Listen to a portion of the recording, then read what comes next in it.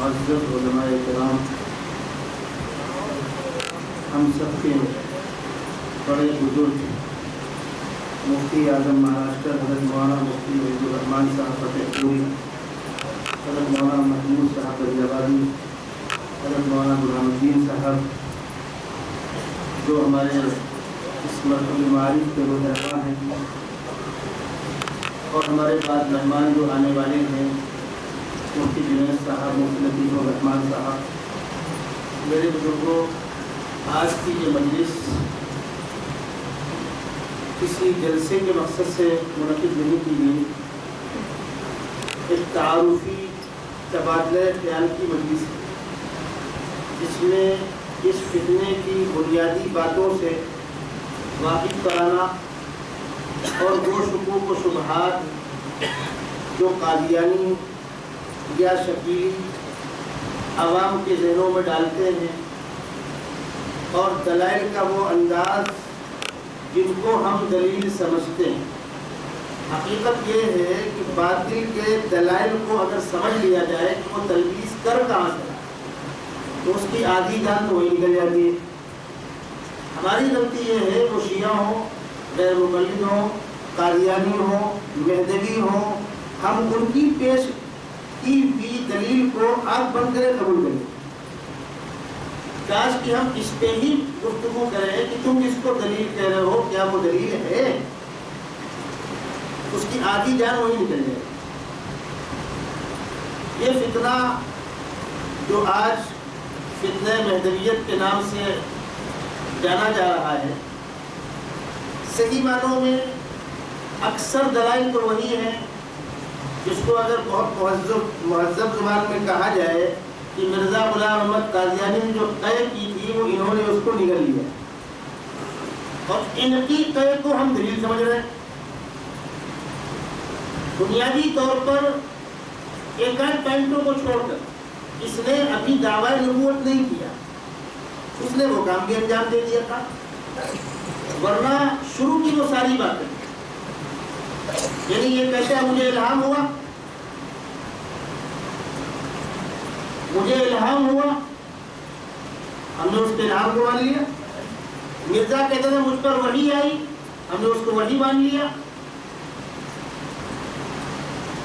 میں ایک بات بتلاؤں آپ کو، انشاءاللہ گفتگو تو ہوگی شکیلیت پر بھی، اور اس کے اصل ماہر تو آنے والے ہیں، آپ کو ان کو سننا ہے۔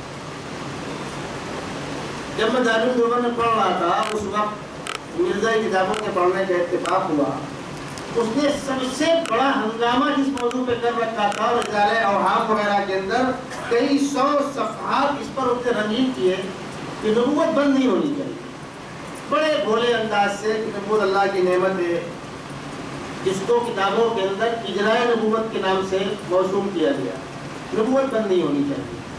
اب ایک عام آدمی سے پوچھتے ہیں اس کے لوگ، تم بتلاؤ نبوت اللہ کی نعمت ہے کہ نہیں؟ تو قرآن نے بہت سے مقامات پر نبوت کو نعمت کہا ہے۔ لَقَدْ مَنَّ اللَّهُ عَلَى الْمُؤْمِنِينَ إِذْ بَعَثَ فِيهِمْ رَسُولًا مِّنْ أَنفُسِهِمْ، نبی کی بعثت، نبی کا وجود، نبی کی دعوت، نبی کا کام سراپا رحمت ہے۔ جب رحمت ہے تو بند کیوں کر رہے ہو اس کو جاری رہنا چاہیے۔ اس پر گفتگو شروع، بہت آسان سی بات ہے۔ سیدنا محمد صلی اللہ علیہ وسلم خاتم النبیین ہیں، آپ کے اوپر اس سلسلے کی تکمیل ہوئی ہے جس کا آغاز آدم علیہ السلام سے ہوا ہے۔ پہلے نبی آدم علیہ السلام اور آخری نبی سیدنا محمد رسول اللہ صلی اللہ علیہ وسلم، آپ کے اوپر تکمیل ہوئی ہے۔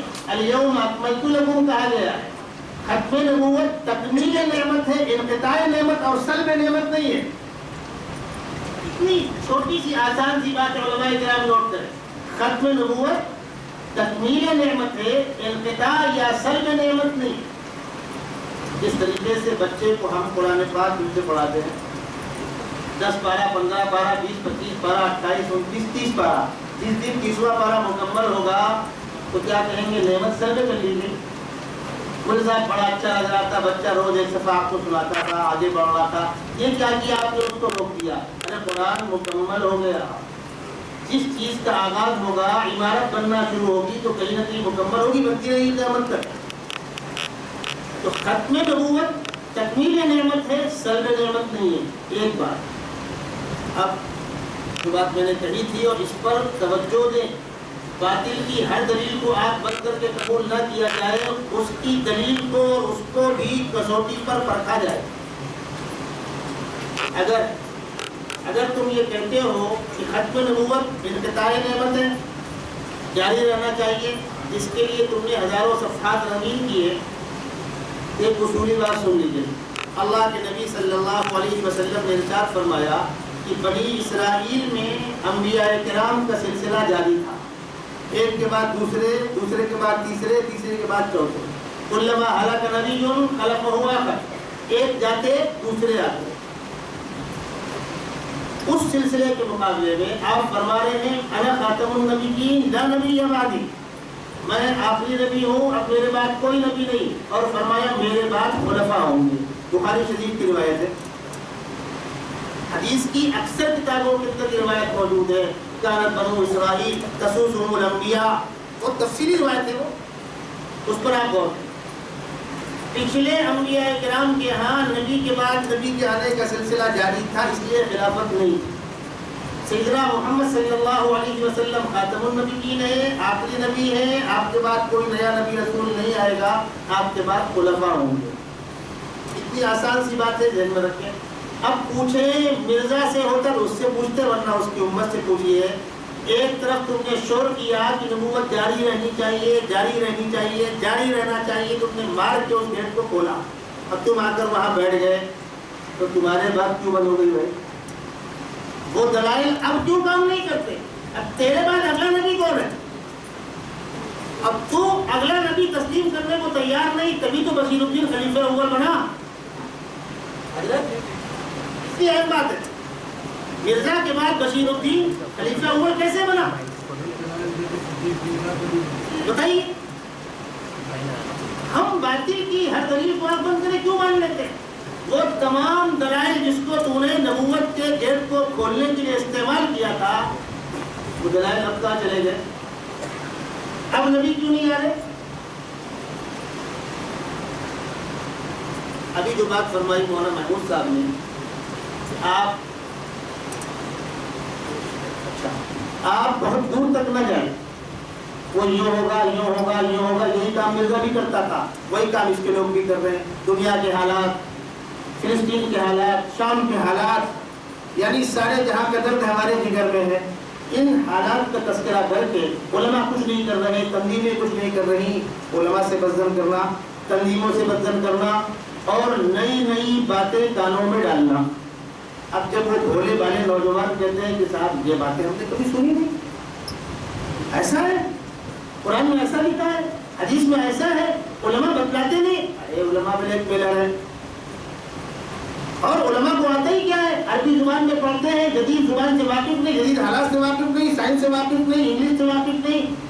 پورا ذہن بنا کر کے اس کو اپنے علماء سے پہلے بدظن کیا جاتا ہے. تم کوئی باتیں کہاں سے معلوم ہوئی؟ ہمارے بڑے ہیں نا، چلو ان سے ملوا دیتے ہیں. یہ جو نکڑوں میں اور چائے کی دکانوں میں یہاں بیٹھ کر کے ذہن سازی کرنے کے بعد جو بچے ہاتھ لگتے ہیں ان کو لے کر آگے جاتے ہیں، اور اگلی کسی مجلس میں کسی نئے چہرے کے سامنے کرتے ہیں. یہ تاثر دینے کے لیے یہ ہے قابل، اور اگر اس کے اندر آمادگی دیکھی تو پھر اور اوپر، پھر آخری مرحلے میں اورنگ آباد. اور وہاں جانے کے بعد جو آخری نشست ہوتی ہے جس میں جادو کا بھی استعمال ہوتا ہے اور ضرورت پڑنے پر پیسے اور سامان کا بھی استعمال ہوتا ہے. آنکھ میں آنکھ ڈال کر جو آخری مرحلہ ہوتا ہے شکیل کے ہاتھ کا بیعت کا، وہ مصرزم کیا جاتا ہے. ان بچوں کی صورت حال یہ ہوتی ہے کہ وہ آنے کے بعد اپنے گھر والوں کو بتلانے کو تیار نہیں.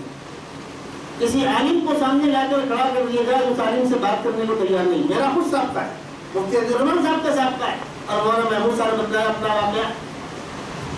اگر کسی کو پکڑ کے لے آیا جائے، ہمارے خاندان کا ایک بچہ الہ آباد کا، میری بہن نے بتلایا کہ وہ بال پڑتا تھا اور وہ فتنے کا شکار ہو گیا. اس کے گھر والے جب کہتے کہ ہم کسی عالم کو بلا لیتے ہیں تو وہ روتا تھا، نہیں میں کسی کے پاس نہیں جاؤں گا. اور کبھی اگر کسی نے ہاتھ پکڑ کے اس سے بحث شروع کی، جواب یہ ہوتا تھا ہم بلا کسی دلیل کے شکیل کو نہیں مانتے. اب کیا کریں گے آپ؟ یہ صورت حال ہے. بالکل خفیہ سسٹم، خفیہ سلسلہ ہے، اور پانی تقریباً تمام عمارتوں کے اندر آہستہ آہستہ جا رہا ہے۔